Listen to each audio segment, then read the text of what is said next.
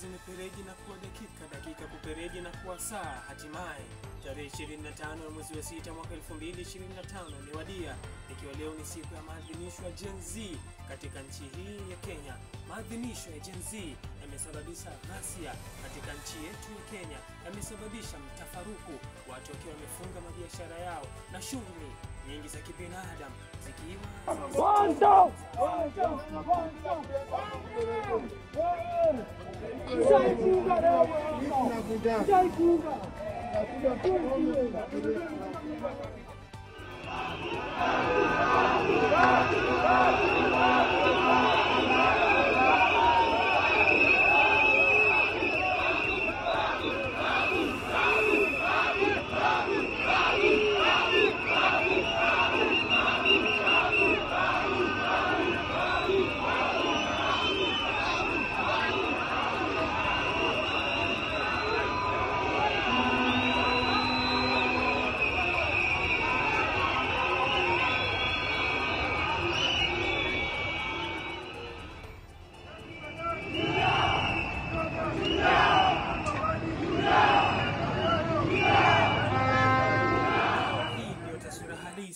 tunayoishuhudia katika kaunti ya Mombasa na kaunti ya Nairobi.